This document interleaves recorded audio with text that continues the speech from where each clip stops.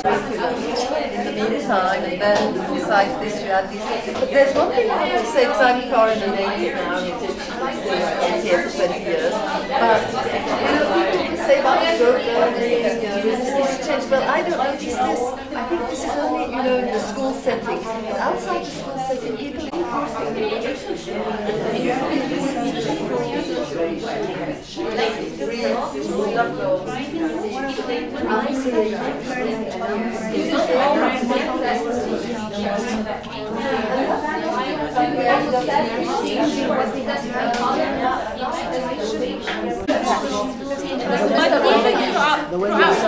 once they know you, they know your system, but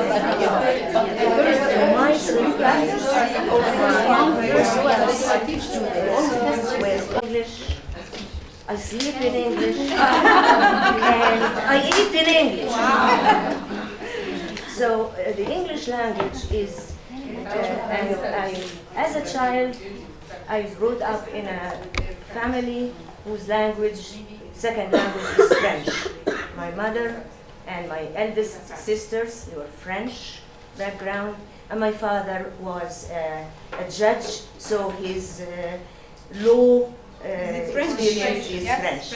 So this is, something that blew up in this area, and alhamdulillah, I used it well for my audience. How did this influence? You were just telling us about your experience in your village. Yes. Would you please share it with us? Now you wanted to introduce change, correct? Reform. Yes. Okay. I asked them, for my first day, to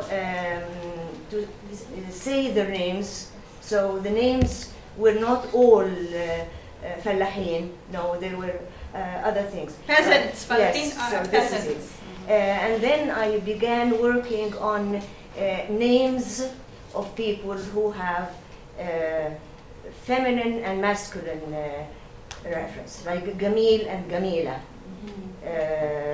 Mind you, we have a gender problem in genders. Yes. We have specific in the village. We have specific roles for women and for men. So she was approaching the gender issue. Yes. I hope I'm correct. Yes. Okay. I using names first. Using names. Excuse me. I also introduced the IPA, asking them next time, please bring your dictionaries. Mm-hmm. And I know from my work in the Egyptian Ministry of Education for some time that the dictionary is introduced on the first secondary. And it is provided by the government. Most of them, to tell you the truth, ولا واحد من the students mentioned that he took some practice in using the dictionary. So it's there on his table, or maybe, I don't know, they gave it away. They sell the paper. Of material to buy and sell. Anyway, this is again Egyptian culture. I'm not heading away. So you're challenging this is reform. Yes. We can say these are challenges. Yes. But thank you very much, Mrs. Sousa. Thank you very much. Okay. Rote learning. Who's willing to give us feedback on rote learning? Yes, please. So we talk about the multimedia, using multimedia and the rote learning by using videos.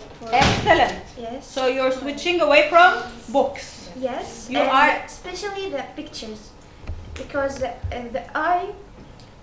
Yes. For take visual, pictures. The visual people, Yes. visual learners, and I think if you very quickly ask people, you will find that plenty of us are audio visual, and are visual, and the audio learner are a bit less, especially for the kids. Yes, and telling stories like that. Yes. You use it in assessment. Also using miming. Okay. Make them memorize quickly. Okay. So that's why. So in other words, you created relationship between what they are learning, so that you are getting out of the box of rote learning. Yes. You create relationships in order to have them retrieve or remember Yes. easily. Excellent. Yes. Okay. Now, critical thinking. Critical thinking. How can a leader, teacher challenge critical thinking if it's not You can give them a problem to be solved into for the example. system? Okay. Now we have plenty of problems. We have traffic jams. We have overpopulation, unemployment, and And they can think of new solutions for these kind of problems and just maybe very creative. excellent. Okay, and maybe they can produce something, produce a poster, produce A PowerPoint a presentation. PowerPoint presentation. Exactly. Get them out of Traditional the learning. traditional mode. Yes, please. I think it also depends on the type of questioning. Like if you have a very creative topic and the questions are straightforward, then it's not critical thinking. When it comes to critical thinking, you need very creative. open-ended Open-ended questions. questions. Not Stay yes or away no. from the yes and no Yes. questions. You need deeper understanding. Exactly, analyzing analytical questions, or maybe like doing a project towards the end, or a presentation, or like the output at the end is different. Okay, projects. This is very important. Why are projects very important?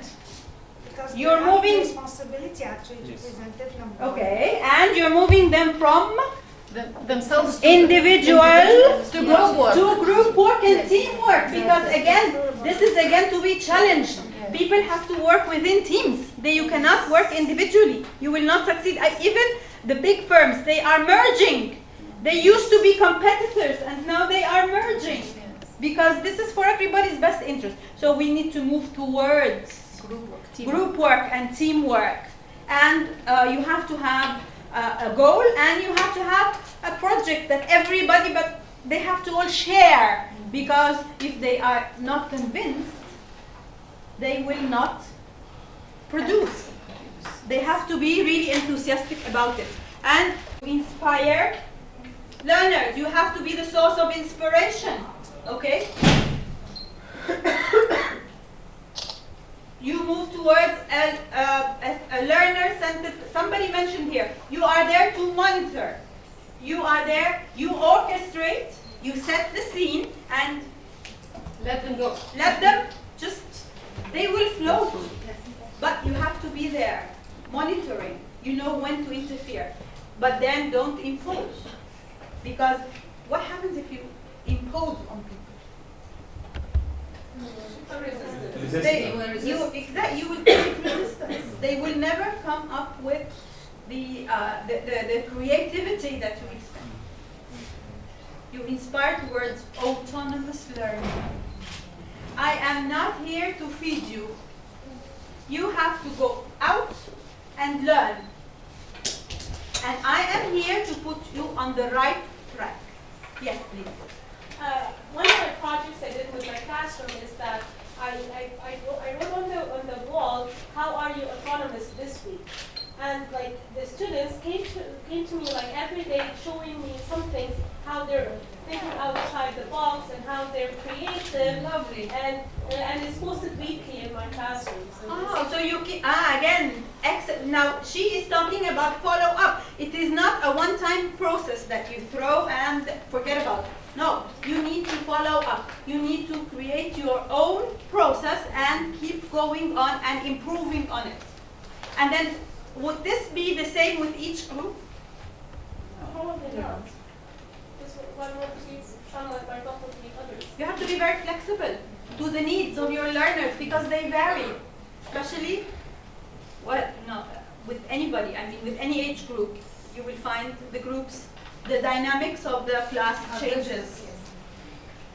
Now, peer teaching and coaching. Now we're moving from, I am there to help everybody. No, I am there to encourage everybody to help each other.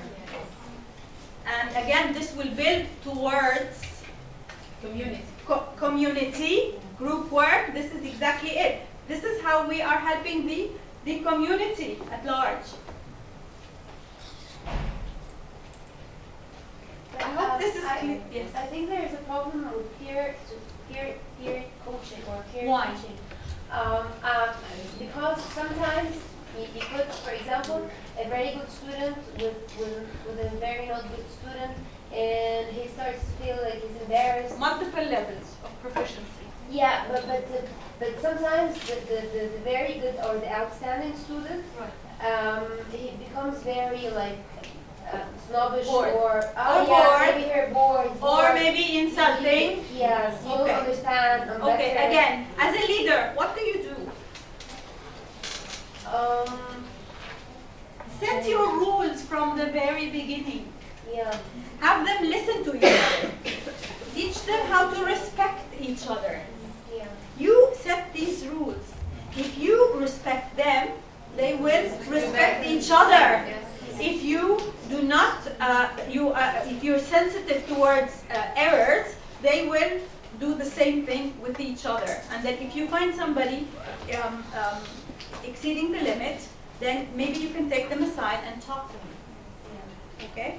I mentioned that on the first day of my class as part of the class policies. Respect. You have to respect each other because we are in a language classroom. You need to let your classmates feel free to speak without laughing or making any inappropriate comments. You have to be respectful. And finally, I tell them, treat others the way you like to be treated. That's our motto in the class. Excellent. So Any misbehavior will be taken seriously, just as a way not to threaten them, but to set the rule very clear. Excellent. Now, as you can see here, we're talking about the word more, more, more, more. So we all have certain capacities, but what does the leader give? More of everything. More inspiration, encourage people to learn more, encourage people to become more in everything. Okay, so this is the leader. This is the extra mile that the leader should take. Now, we need to share goals. If they do not share the goal, they are not going to be enthusiastic about it. Okay? So it is not important that you feel that the goal is interesting. If they might not be interested, then forget about it. They are the focus. It's not what we believe, it's what they believe is important. Okay, you participate in a project. Again, this is towards teamwork. You submit a proposal together, and then why not have a mark for the group? If you give a mark to the whole group, then they will enforce each other to work because they all float or they all sink. So this is how peers can urge each other. Have a competition. Of course, people love to win. Earn a promotion in work. Encourage your learners. We see this in adult learning. We encourage our learners to seek promotion if they are really enthusiastic, and then we discuss it with them. Why don't you find a better job? Why don't you think of, give them ideas. Maybe they like the ideas. If they don't like them, fine. Don't impose. Pursue postgraduate studies. Develop your skills. Now everybody, we cannot have, if we are seeking work, if we are seeking sustainability in work, we need skills. We cannot go on without acquiring skills. All right?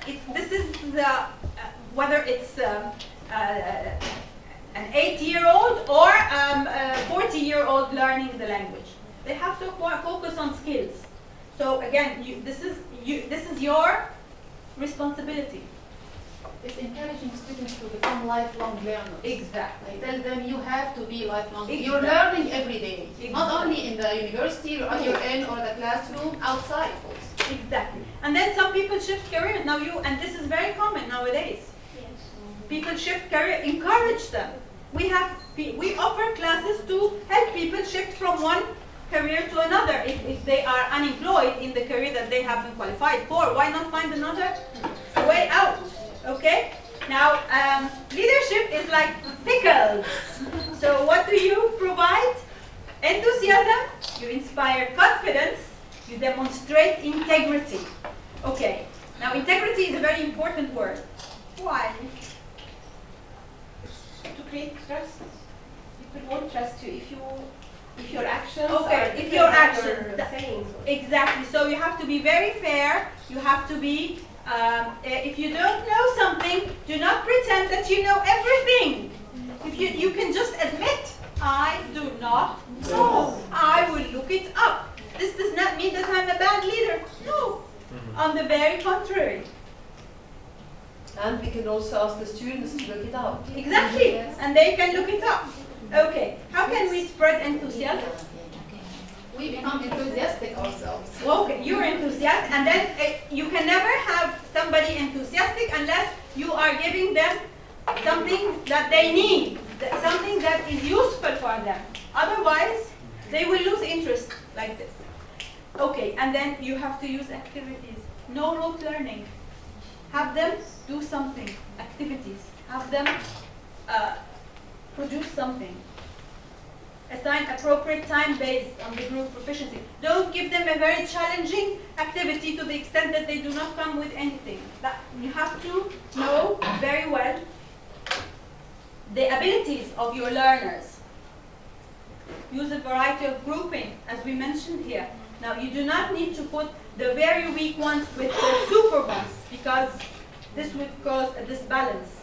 Have groups shift all the time, rotate. Yes.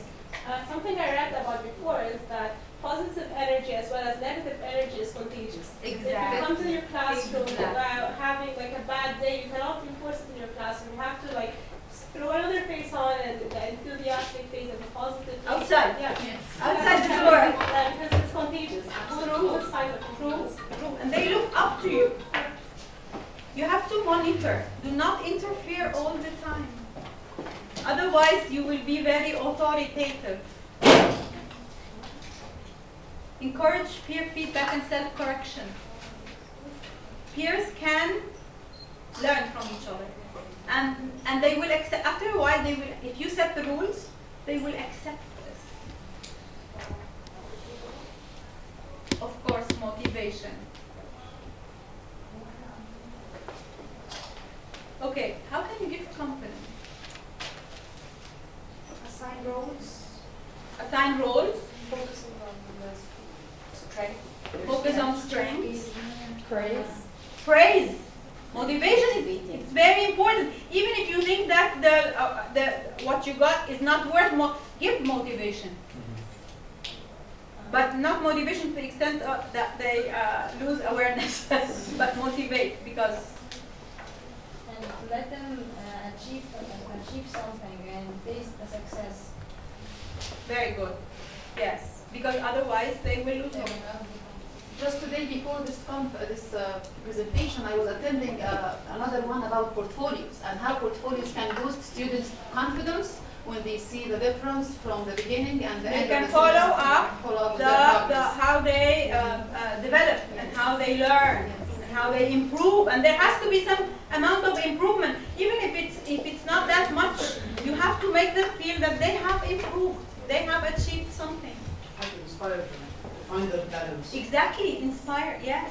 Don't interrupt output in the middle of an utterance, because this is very intimidating. Sometimes we say, no, is it fluency or is it accuracy? But do not interrupt them. Why? Because they have to be spontaneous. They have to be producing without fear. And maybe if a student, you're monitoring in the class and some student says something interesting, maybe a shy one, then ask them to tell the class or Yeah, encourage. encourage them to... Yes, yes. But if you have a shy one, do not... Yes, yes. You become scared. Yes, keep them comfortable. Avoid awkward comments on flaws and errors, because they are very sensitive. Far more sensitive than we may, even if they don't show it. Give one-on-one advice, aside, not in front of everybody. Guide learners to use technology, because now this is the age when we cannot do without technology. And again, this is a challenge, especially for the adults. Some adults are not used to it. Adult fossilization of errors. The only way for adult fossilization of errors is the communicative methodology. They have to communicate. But if they cannot, they memorize rules and they never apply them. So you have to encourage them to produce.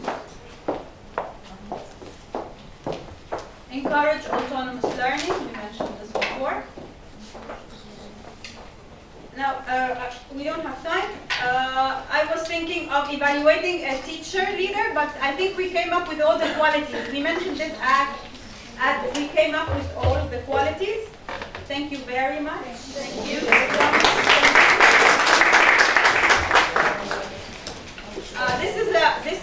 I like this photo very much. This is what a leader should be. The General Assembly, annual General Assembly of NileTESOL. This is our annual business meeting. There are two types of things that are going to be happening. One is the business of NileTESOL this year, which includes an important election for one member at large, the president-elect, and the confirmation of the candidate standing for presidency. We have an agenda. We just got the computer, as you saw, so a lot of us have to load their PowerPoints. I'm going to invert the agenda. If you are members, you received the agenda by email. I'm going to be able to call it up in a few minutes when other people finish. But one of the early items on the agenda is to give a chance to each of the candidates, a chance to give about a 1-minute speech. And they're all lined up here at the microphone. So I'm going to start with that while we finish loading the PowerPoint with all of the reports that are going to be given. So